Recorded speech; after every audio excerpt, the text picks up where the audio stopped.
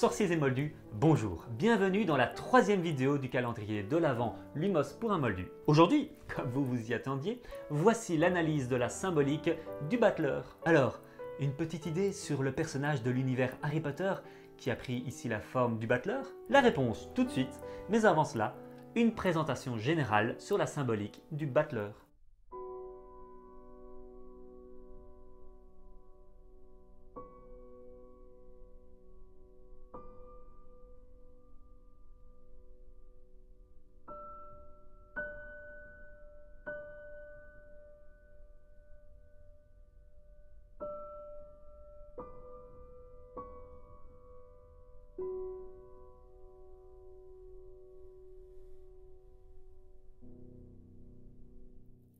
Le battleur symbolise les potentialités pures, l'hésitation par la multiplicité des potentiels, l'indécision, les contingences, l'aléatoire, le commencement, les astuces, l'habileté, la malice, la verve, la magie, le magicien, l'illusionniste, la spiritualisation de la matière, les talents multiples, la baguette magique, l'art de génération, l'art de convaincre, la jeunesse, le besoin de concrétiser un projet, le disciple, les études, le débutant, le tricheur, l'escroc, le joueur, le quatrième pied caché de la table. Sur la carte, un homme se tient debout face à une table, tenant un bâton de la main gauche, côté droit de la carte, qui signifie l'action et l'avenir, et un denier à la main droite, côté gauche de la carte, le passé, la réceptivité. Comme pour illustrer la dualité à l'origine du monde, la baguette créatrice et le cercle réceptif, la verge génératrice et la vulve cosmique accueillant la semence énergétique. De cette action sexuelle et sexuée découle toute chose vivante sur Terre. Voici le théâtre de la vie, la mise en scène de l'acte d'insémination. Le battleur nous ramène à notre pouvoir de créativité, le point de départ.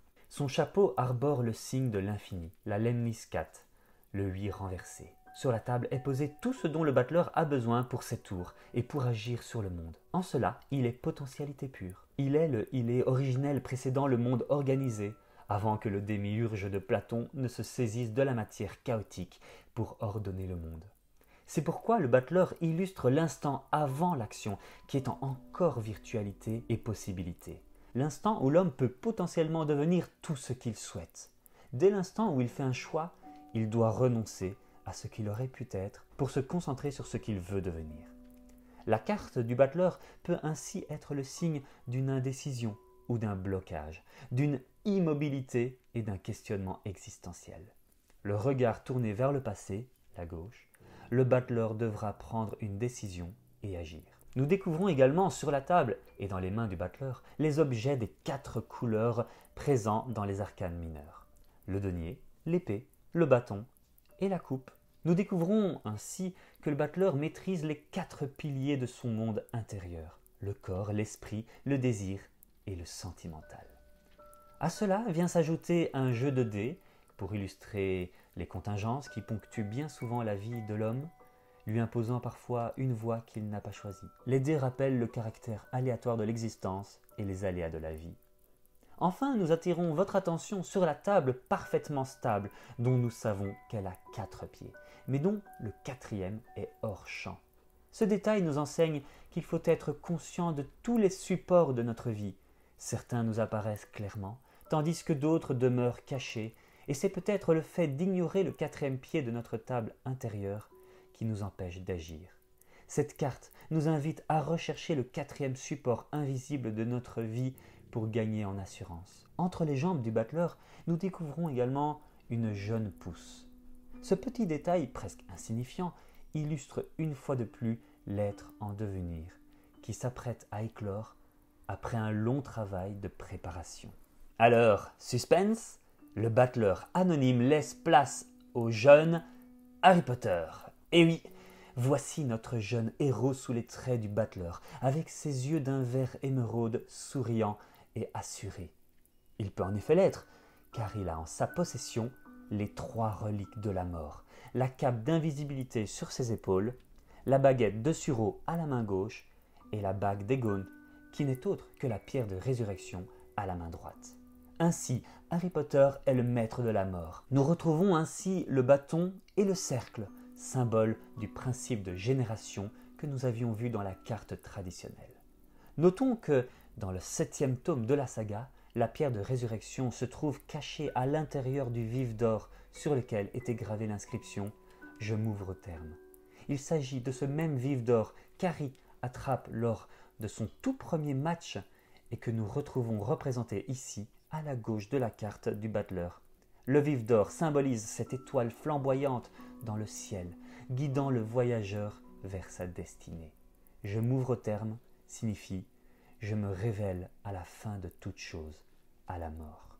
Ainsi, la quête du voyageur est sa propre mort, ou plutôt l'acceptation de sa mort pour atteindre la véritable immortalité. Mais la bague des Gaunt, en plus d'être l'une des reliques, est également l'un des 7 Horcruxes créés par Voldemort pour tenter d'échapper à son inévitable trépas. Nous retrouvons sur la table et au pied du battleur les autres Horcruxes. Le diadème de Cerdaigle, symbole de la sagesse et d'intelligence, le médaillon de Serpentard, symbole du lien familial, la coupe de Poufsouffle, symbole d'émotion, le journal de Gédusor, symbole de mémoire, le serpent Nagini, symbole ouroborique d'immortalité, sans oublier la cicatrice d'Harry, symbole du pouvoir de l'esprit. Ainsi, tout est là sur et sous la table et dans les mains du battleur apprenti sorcier. Nous avons le bâton à travers la baguette, la coupe de Poufsouffle, l'épée de Gryffondor et même les deniers avec 3 galions d'or. Vient s'ajouter à tout cela la jeune pousse entre les jambes du battleur qui prend ici la forme d'un lys épanoui. Nous rappelons ici que le lys se dit Lily en anglais, soit la mère d'Harry, dont son amour, cette force irradiante, agit tel un bouclier protecteur. Voilà, c'est tout pour aujourd'hui, mais nous vous donnons rendez-vous demain à la même heure pour la 4e vidéo qui sera consacrée à l'arcane 2, la papesse. Comme hier, je vous laisse spéculer et chercher par quel personnage de l'univers Harry Potter ai-je transposé la carte de la papesse. Je laisse cours à votre imagination. Et n'hésitez pas à partager vos hypothèses en commentaire à cette vidéo. Et n'oubliez pas de partager cette vidéo si elle vous a plu. Nous vous rappelons que le tarot des sorciers ainsi que le livre illustré, le tarot non officiel d'Harry Potter, les arcanes de la magie, sont disponibles sur le site de la Plume de Poudlard et ailleurs. Les liens sont en description. Pour l'heure, je vous dis à demain et passez de bonnes fêtes de fin d'année. Allez, tchuss les moldus!